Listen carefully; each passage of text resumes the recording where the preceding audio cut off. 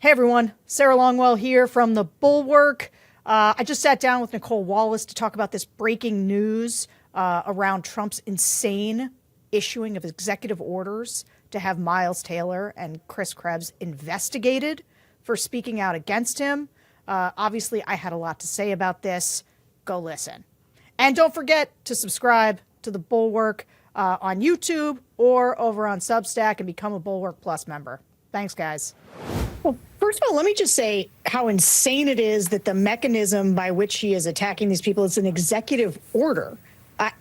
Why would that be? I mean, it's one thing if he wants to be upset or he wants to pursue litigation if he thinks claims have been made, but to sign an executive order attacking these people, especially Chris Krebs.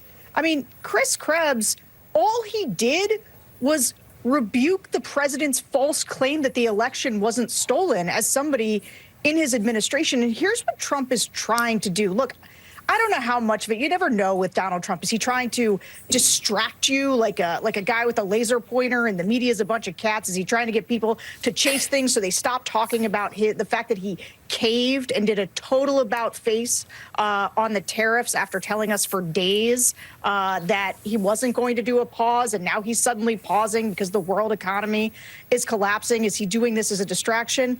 I don't know, but on its face, it is incredibly pernicious for him to sign executive orders and launch investigations into people simply for speaking out against what they saw from his administration. And also what he was saying there is, though, it's like highly unusual. Look, lots of books get written by people who are insiders in administrations who talk about the things that happened in the rooms. That's actually very common. That's what reporters do. And what he's trying to do here, though, is to make people afraid of speaking out against him. Not just people from before, but people who are there now. People who have an understanding of what he's doing and who, as people are looking for insight, he's saying, if you leak, because people leak against Trump all the time. I mean, nobody leaks against Trump more because people inside are trying to make Trump not do crazy things, right, by telling the media he's about to do crazy things. And so leaking is like a mechanism for them to curb some of Trump's worst impulses. And so he's trying to make people afraid by saying he's going to launch investigations into anybody who speaks out. I mean, this is some of the most insane authoritarian stuff we've seen out of him. Sarah, you made a perfect point, though, I think, to start this conversation about the laser pointer. I mean, the two stories that have left a mark are the man-made debacle of the tariff announcement, as well as Signalgate, another man-made national security crisis. Talk about sort of the wear and tear that those two sort of twin self-inflicted crises have taken on his early presidency. Well, just on Signalgate really quickly, the idea that Donald Trump is a real stalwart around classified information, considering that both he left a bunch of classified documents in his bathroom at Mar-a-Lago, he refused to return those documents. He's also held nobody accountable for Signalgate. And the only reason we stopped talking about the fact that our national security was so compromised by that, because they added a journalist to their signal chain as they discussed attack plans, is because the economy was crashing around us. And this is what Donald Trump does, right? He lurches us from crisis to crisis, many of them of his own making, and then he acts like he's solved the crisis when he does something like announce a 90-day pause. But these are things that had been breaking through, especially the economic. I mean, I've been doing focus groups all week. People are very nervous about the state of the economy. They are very scared. People who are his supporters have been very nervous about what they're seeing. And so, when you say the wear and tear, here's what I know. I know that it usually takes until the summer for somebody's own voters, a president's own voters, to start to say, ugh, I'm not sure I made the right choice, or I'm not liking what I'm seeing.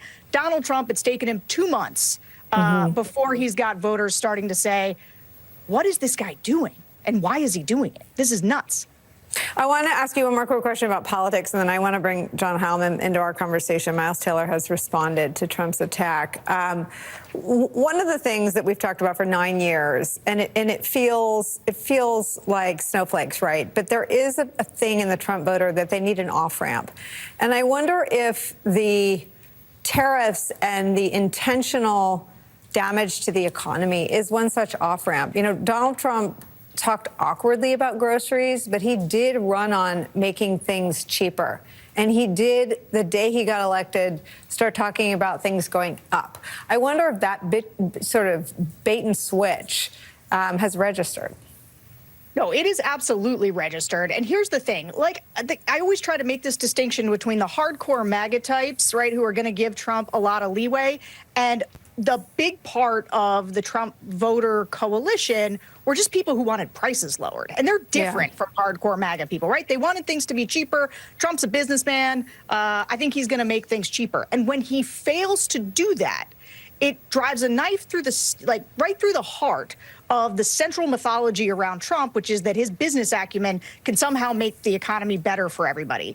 And so that's what's happening right now is people are feeling like, oh, wait, he's not making the economy better. Prices aren't going down. And I think that is the off-ramp, not for everybody in the Trump coalition, but for a certain chunk of voters. Sarah, you get the last word. Yeah, look, I don't want to give Trump any ideas about who to go after, but I will say this.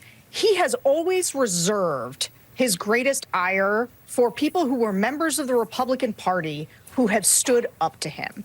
And as a result, you have seen the vast majority of the Republican Party cave.